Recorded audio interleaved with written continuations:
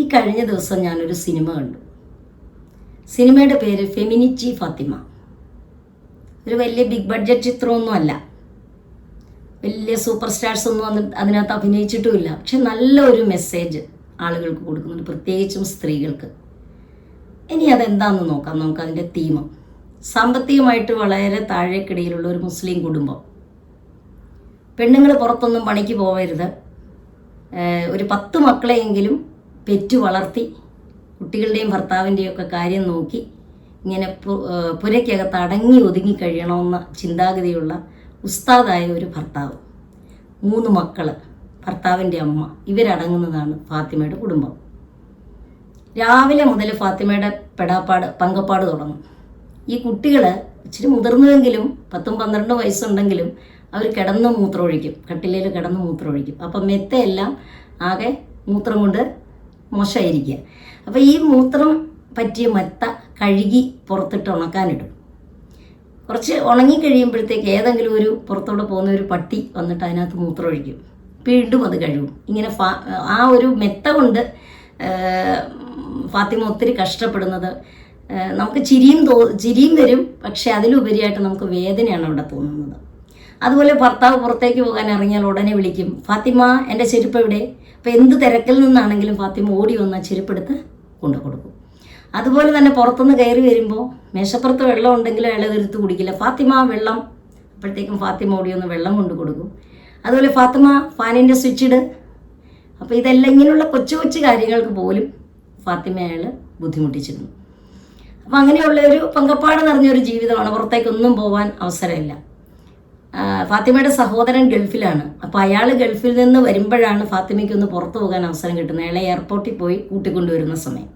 അപ്പോൾ അയാൾ ഒരു ദിവസം അവിചാരിതമായിട്ട് പെട്ടെന്ന് വന്നു. അപ്പം ഫാത്തിമ സങ്കടത്തോട് പറയുന്നുണ്ട്, എനിക്കൊന്ന് പുറത്തേക്ക് പോകാൻ കിട്ടിയ ഒരു അവസരമാണ്, നീ എന്താ എങ്ങനെ വന്നത്? സർപ്രൈസായിട്ട് വന്നത് എന്തിനാ? ഞങ്ങൾ ഒന്ന് കൂട്ടിക്കൊണ്ട് പോരല്ലോ, അങ്ങനെയെങ്കിലും എനിക്കൊന്ന് പുറത്തേക്ക് ഇറങ്ങാമായിരുന്നല്ലോ. അപ്പോൾ അത്രയും ബുദ്ധിമുട്ടിൽ കഴിയുന്ന ഒരു സ്ത്രീ. അപ്പോൾ ഫാത്തിമയ്ക്ക് നടുവേദനയാണ്. അപ്പോൾ ഈ നടുവേദനയ്ക്ക് ആ പഴയ മെത്ത പിള്ളേർ മൂത്രമൊക്കെ ഒഴിച്ച് ആകെ കട്ട കെട്ടി വല്ലാത്തൊരവസ്ഥയിലാണ്, എന്നും നടുവേദനയാണ്. അപ്പോൾ നല്ലൊരു മെത്ത വാങ്ങണം, അതാണ് ഫാത്തിമയുടെ ഒരു കുഞ്ഞാഗ്രഹം. അപ്പോൾ ഇൻസ്റ്റാൾമെൻ്റായിട്ട് മെത്ത കൊടുക്കുന്ന ഒരാളെ പരിചയപ്പെട്ടു. അപ്പോൾ അയാൾ വീട്ടിലൊരു മെത്ത കൊണ്ടുവന്നിട്ടു, ഇത് ഇൻസ്റ്റാൾമെൻ്റായിട്ട് അടച്ചാൽ മതി, ഇപ്പോൾ 1000 രൂപ കൊടുത്താൽ മതി എന്ന് പറഞ്ഞ് ഇയാളിത് വീട്ടിൽ കൊണ്ടുവരികയാണ്, ഒരു കൂട്ടുകാരി ഈ കച്ചവടക്കാരനും കൂടെ. അപ്പോഴാണ് ഫാത്തിമയുടെ ഹസ്ബൻഡ് വീട്ടിലേക്ക് കയറി വരുന്നു. നീ എന്താ മെത്ത വാങ്ങാൻ പോകണേ, ഇതിൻ്റെ ഇൻസ്റ്റാൾമെൻറ്റ് ആര് കൊടുക്കും, നീ കൊടുക്കുമോ എന്ന് പറഞ്ഞ് ഫാത്തിമയെ കളിയാക്കിയിട്ട് ആ മെത്തക്കാരനെ പറഞ്ഞു വിട്ടു. പിന്നെ ആ മെത്തയ്ക്ക് വേണ്ടിയുള്ള പുള്ളിക്കാരിയുടെ സങ്കടങ്ങൾ. അതുപോലെ തന്നെ സഹോദരൻ ഒരു മൊബൈൽ ഫോൺ കൊണ്ടുവന്ന് കൊടുത്തു ഫാത്തിമയ്ക്ക്. അപ്പം പുരയിലിരിക്കുന്ന പെണ്ണുങ്ങൾക്ക് എന്തിനാ ഇത്രയും കൂടിയ ഫോൺ എന്ന് പറഞ്ഞിട്ട് ആ ഫോൺ അയാൾ സ്വന്തമാക്കി അയാളുടെ പഴയ ഫോൺ ഫാത്തിമയ്ക്ക് കൊടുക്കുകയാണ്. കുട്ടികളുടെ കാര്യങ്ങളും എല്ലാം ഇതിൽ നിന്ന് ചെയ്തോണം. അപ്പോൾ കുട്ടികൾ കളിക്കും, കുട്ടികളുടെ പഠന കാര്യങ്ങൾ ചെയ്യുന്നത് അതിനകത്താണ്. പഴയ ഫോൺ വെച്ച് ഫാത്തിമ ഉപയോഗിക്കുന്നു. പിന്നെ അത് കഴിഞ്ഞിട്ട് ഈ വലിയൊരു കറണ്ട് ബില്ല് അല്പം കൂടുതൽ വരുന്നു.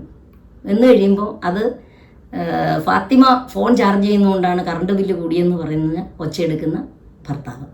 അപ്പം നല്ലൊരു മെത്ത വാങ്ങണം, നടുവേദന മാറ്റണം, ഇതായി ഫാത്തിമയുടെ ലക്ഷ്യം. ഒടുവിൽ ഫാത്തിമയിലൊരു മാറ്റം വരുന്നു. തൊട്ടടുത്ത വീട്ടിലെ ഒരു കൂട്ടുകാരി പലഹാരങ്ങൾ ഉണ്ടാക്കി വിൽക്കുന്നുണ്ട്. അപ്പോൾ ഫാത്തിമയെ അതിൻ്റെ കൂടെ കൂടി. വീട്ടിലെ കാര്യങ്ങളും കുട്ടികളുടെ കാര്യങ്ങളും എല്ലാം രാവിലെ തന്നെ കഴിച്ചു കൂട്ടി. അതിനുശേഷം ഈ കൂട്ടുകാരുടെ അടുത്ത് പോയി പലഹാരങ്ങൾ ഉണ്ടാക്കാൻ അവരെ സഹായിക്കും. അപ്പോൾ അവർ വൈകുന്നേരം ഒരു എമൗണ്ട് കൂലിയായിട്ട് കൊടുക്കും. അങ്ങനെ ഫാത്തിമയുടെ കയ്യിലേക്ക് പൈസ വരാൻ തുടങ്ങി. പിന്നെ അതുപോലെ തന്നെ 10 പേരെ കൂട്ടിച്ചേർത്തൊരു ചിട്ടി അവൾ തുടങ്ങി. അപ്പം അങ്ങനെ ഫാത്തിമ പതിയെ മാറുകയാണ്. അപ്പോൾ ഫാത്തിമ ഇങ്ങനെ കണക്കെഴുതി വെക്കുന്നു, ഗൂഗിൾ പേ ചെയ്യാൻ അവൾ പഠിച്ചു. അങ്ങനെ പല കാര്യങ്ങളും അവൾ പഠിക്കുകയാണ്. അത് കഴിഞ്ഞിട്ട് അപ്പോൾ ഭർത്താവിന് ഇതൊക്കെ ഒരു അമ്പരപ്പോടെയാണ് ഭർത്താവ് ഈ മാറ്റങ്ങളൊക്കെ കാണുന്നത്. ചെരുപ്പെടുത്തുകൊണ്ട് വരുമ്പോൾ ഭാര്യ പ്രതികരിക്കാൻ തുടങ്ങി, എന്താ ചെരുപ്പ് തൊട്ടടുത്തില്ലേ, നിങ്ങൾ തന്നെ എടുത്തിട്ടൂടെ? വെള്ളം നിങ്ങൾക്ക് തന്നെ എടുത്ത് കുടിച്ചാലെന്താ? ആ ഫാൻ നിങ്ങളിട്ടാലും കറങ്ങും. ഈ കാര്യങ്ങൾ, ഈ പ്രതികരണങ്ങളൊക്കെ അയാളെ അമ്പരപ്പിച്ചു. ഒടുവിൽ അയാൾ ചോദിക്കുന്ന ഒരു ചോദ്യമുണ്ട്, ഇജ് ഫെമിനിറ്റി ആയോ? ഫാത്തിമ കുറച്ചു നേരം ആലോചിച്ചു, അതെ. ഒടുവിൽ ബ്രാൻഡ് ന്യൂ മെത്ത വാങ്ങിയിട്ട് വിജയശ്രീലാളിതിയായിട്ട് ഭർത്താവിൻ്റെ മുന്നിലൂടെ നടന്നു പോകുന്ന ഫെമിനിറ്റി ഫാത്തിമ. അപ്പോൾ ഈ കഥയിൽ നിന്ന് നമുക്ക് മനസ്സിലാക്കാനുള്ള, ഇതുപോലെ നമ്മുടെ ഇടയിലും പുറം ലോകം കാണാതെ ഒടുങ്ങിപ്പോകുന്ന ഒരുപാട് ഫാത്തിമമാരുണ്ട്.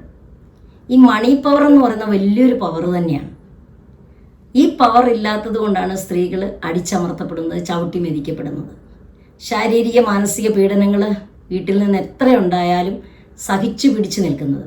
പല സ്ത്രീകളും പ്രശ്നങ്ങളൊക്കെ ഉണ്ട്, ഹസ്ബൻഡ് പ്രശ്നക്കാരനാണ്, വീട്ടിൽ പീഡനമാണ്, പ്രശ്നമാണ്, അടിയാണ് കിട്ടുന്നത്. എങ്കിലും അവർ വിവാഹമോചനം നടത്താതെ ഇങ്ങനെ പിടിച്ചു നിൽക്കും. അവർ പറയുന്നത് കുട്ടികളെ ഓർത്താണ് പിടിച്ചു നിൽക്കുന്നത്. പക്ഷേ ശരിക്കും പറഞ്ഞാൽ പിന്നീട് ജീവിക്കാനുള്ള സാമ്പത്തികമില്ല. അതുകൊണ്ടാണ് പലരും ഇതെല്ലാം സഹിച്ച് പിടിച്ചു നിൽക്കുന്നതെന്നാണ് എനിക്ക് മനസ്സിലാക്കിയിട്ടുള്ളത്. നമ്മുടെ സമൂഹത്തിൽ കണ്ടുവരുന്ന ഒരു കാര്യം, റിച്ചായിട്ടുള്ള സ്ത്രീകൾ അവർ പണിക്ക് പോകും. അവരെന്തെങ്കിലുമൊക്കെ ബിസിനസ്സുകൾ സ്റ്റാർട്ട് ചെയ്യുകയും എന്തെങ്കിലുമൊക്കെ കൊച്ചു കാര്യങ്ങൾ ചെയ്ത് വരുമാനം ഉണ്ടാക്കും. ഒട്ടും സാമ്പത്തിക സ്ഥിതി ഇല്ലാത്ത സ്ത്രീകളും പണിക്ക് പോകും. പക്ഷേ ഇടത്തരക്കാരെന്ന് പറയുമ്പോൾ സ്ത്രീകൾ ഒരു പണിക്കും പോവില്ല. ഞങ്ങൾ വീട്ടമ്മയാണ് എന്ന് പറഞ്ഞ് വീട്ടിൽ തന്നെ ഇങ്ങനെ ഇരിക്കുന്ന, വീട്ടിൽ തന്നെ കറങ്ങുന്ന, വീട്ടമ്മയ്ക്ക് പണിയില്ലെന്നല്ല, പക്ഷേ എന്നാലും കയ്യിലേക്ക് സാമ്പത്തികം വന്നാൽ മാത്രമേ ഒരു മാറ്റം വരികയുള്ളൂ. അപ്പോൾ സാമ്പത്തിക സ്വാതന്ത്ര്യം കിട്ടിക്കഴിഞ്ഞാൽ കോൺഫിഡൻസ് കൂടും, പ്രശ്നങ്ങളെ അതിജീവിക്കാനുള്ള ആ ഒരു ധൈര്യം കിട്ടും. അല്പം ഫെമിനിസ്റ്റുകളാകുന്നത് എന്തുകൊണ്ടും നല്ലതാണ്. എല്ലാ സ്ത്രീകളും എന്തെങ്കിലുമൊക്കെ തൊഴിലുകൾ ചെയ്ത് ഒരു സാമ്പത്തിക സ്വാതന്ത്ര്യം നേടിയാൽ ഇന്ന് അവർ നേരിടുന്ന പല പ്രശ്നങ്ങൾക്കും പരിഹാരമാകുമെന്നാണ് എനിക്ക് തോന്നുന്നത്. ഇങ്ങനെ എന്തെങ്കിലുമൊക്കെ തൊഴിലുകളിൽ ഏർപ്പെടുമ്പോൾ കയ്യിൽ വരുമാനം വരുന്നത് മാത്രമല്ല, അവരുടെ മാനസികമായിട്ടും അവർക്കൊരു ലിഫ്റ്റ് ഉണ്ടാവും. എല്ലാ രീതിയിലും അവർക്കൊരു മാറ്റങ്ങളുണ്ടാവും. അപ്പോൾ വീട്ടിലെ പ്രശ്നങ്ങളാണ് എന്ന് പറഞ്ഞുകൊണ്ട് അവിടെ തന്നെ ഒതുങ്ങാതെ എന്തെങ്കിലും തൊഴിൽ ചെയ്തൊരു സ്വന്തമായിട്ടൊരു വരുമാനം ഉണ്ടാക്കിയാൽ നിങ്ങളുടെ പ്രശ്നങ്ങളെല്ലാം മാറുമെന്നാണ് എനിക്ക് തോന്നുന്നത്. എല്ലാവർക്കും അതിന് കഴിയട്ടെ എന്ന് ആശംസിക്കുന്നു. Thank you so much.